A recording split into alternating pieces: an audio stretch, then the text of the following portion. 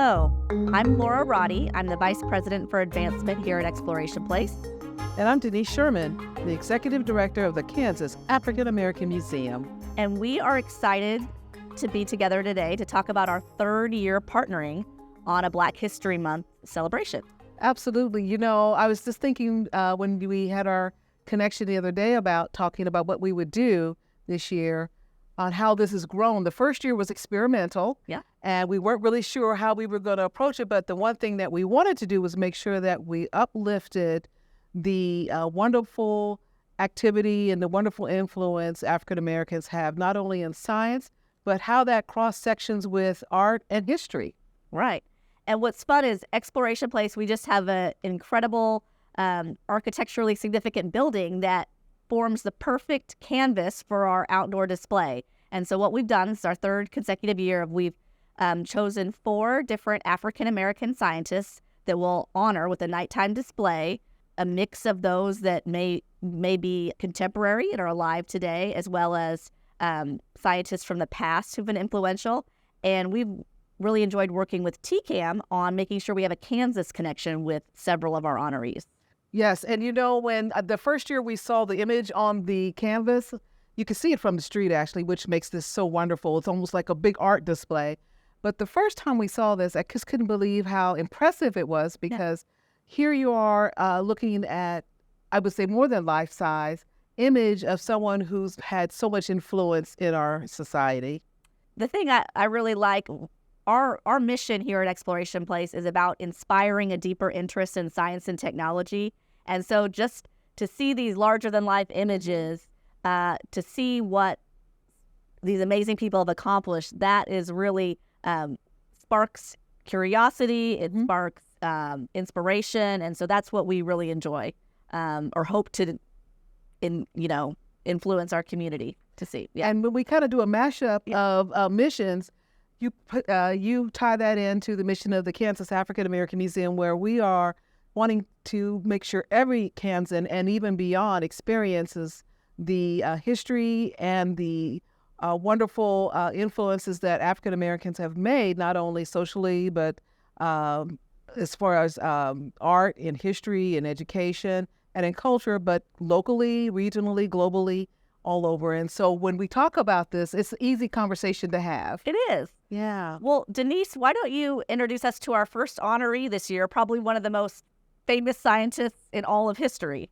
Absolutely. Our first honoree this year for week 1 is George Washington Carver, and most people would be familiar with him from his extensive work in science with the peanut and with sweet potatoes. He was a professor at Tuskegee, Alabama, and was there for 47 years doing wonderful things as an agriculturalist.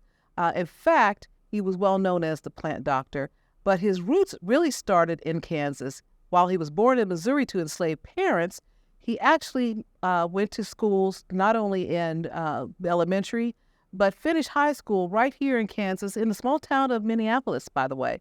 And if you happen to be in that area, there is a museum that actually pays homage to him. But George Washington Carver did so many wonderful things. Not only was he an inventor and a agriculturalist, but he looked for ways to move the needle forward. And I think with most scientists, they have this curiosity, they have this insight that most others don't have, but they have the discipline and the rigor to actually see it through. And so when we look at some of the work that he's done, it has improved our lives for centuries on.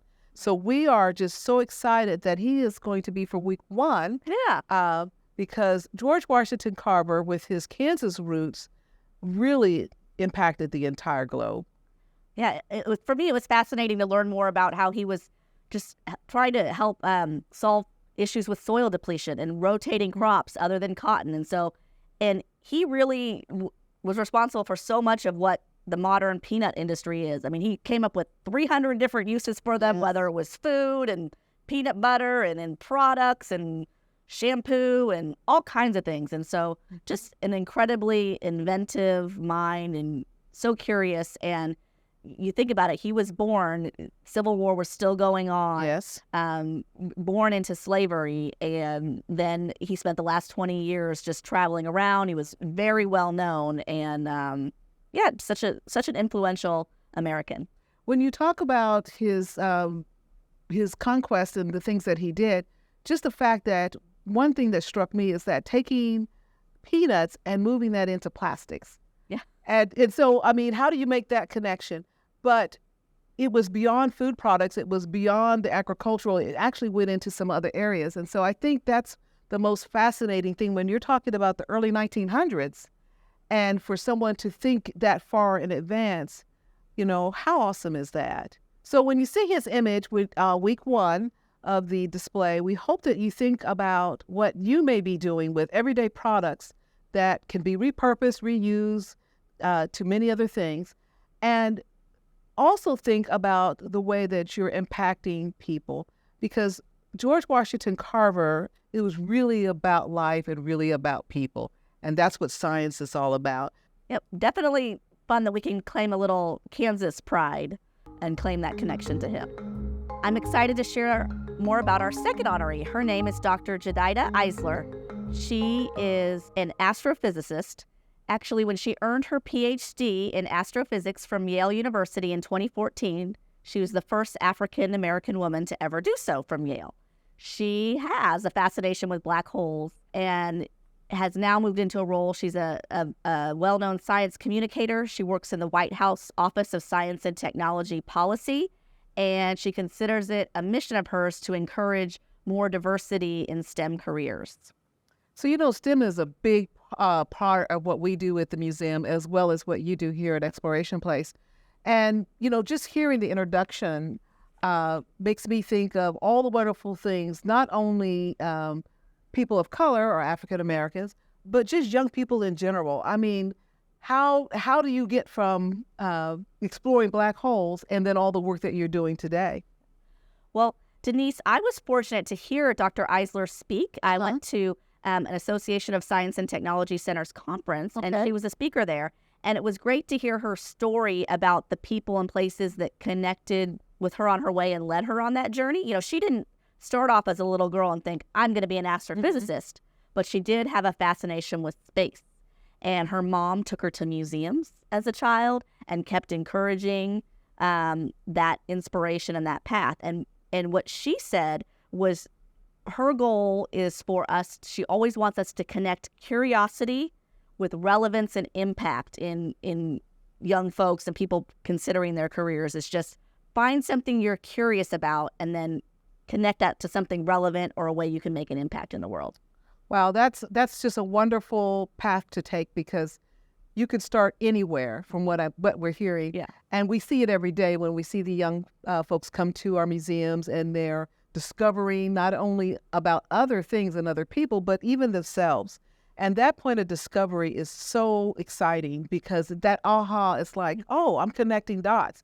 And so basically, finding something that you're interested in and then connecting it to something that is important is a wonderful path today. I wonder how many young ladies and young men would be influenced by your journey. Right. And to me, it's so fun. We are to feature someone so current and relevant, because sometimes you can think, well, that's someone from a history book. But, you know, so this is neat to shine a light on Dr. And Eisler. she's relatively young. Yes, very young. Yeah.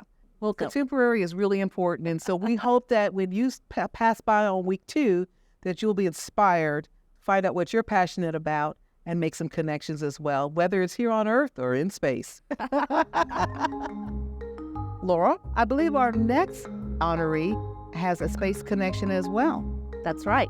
Mr. Ed Dwight, a native of Kansas, he was the first and only African-American selected to go through NASA's initial training program that led to our first class of astronauts. Ed Dwight was controversially not selected to be an astronaut at the time. This was the 1960s. Yeah. It was another 20 years later before we sent the first African-American to space. But Ed Dwight was an engineer who joined the Air Force, became a test pilot, and went through that training. He still had a very successful career as an engineer and as a test pilot, but then he went on to his second act, and I have had the good fortune of speaking with him on the phone. He's 90 years old, and he still is a working artist. So he grew up actually interested in art quite a bit. His father steered him to engineering and practicality, and so when it was time for that second act, he has gone on to have just a very prolific career as a sculptor. One of the interesting things about him is that he explored in many ways. You think about what is the intersection between being interested in being a pilot, in the sciences, and in art. There's lots of intersections in that. Ed Dwight actually was honored through the Kansas African American Museum in 2012 as one of our trailblazers. And we had the wonderful fortune to share his story through the sciences and then connected it to the arts. Well, I've had the good fortune of seeing his work in person. He did the African American History Monument at the State House in Columbia, South Carolina. So that's been really interesting to see.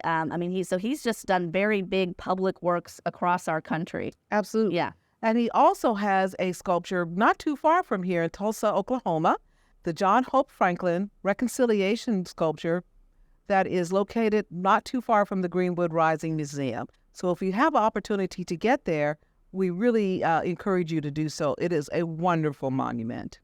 So Ed Dwight really is truly a living legend in science and in art. And still active in Denver, Colorado. Our final honoree is Alice Ball. Now, she had a short life, but it was very impactful. So Alice Ball was a young woman who grew up in Northwest United States. She went to school at the University of Washington and studied chemistry and authored some journal articles. She then went on to pursue her master's in chemistry at the University of Hawaii. And there she encountered an opportunity to do some work in leprosy. And leprosy was a very highly stigmatized disease, especially at that time, and there were no known treatments. Her research, she was able to develop, there was an oil that had mixed results in topical treatment of leprosy. She was able to find a way to make it into an injectable treatment. And that treatment, called the Ball method, ultimately was used well into the 1940s as the only effective treatment for leprosy. But, Denise, as you and I discussed, she was maybe a footnote, and in fact, for many years, she wasn't even given credit for this research at all.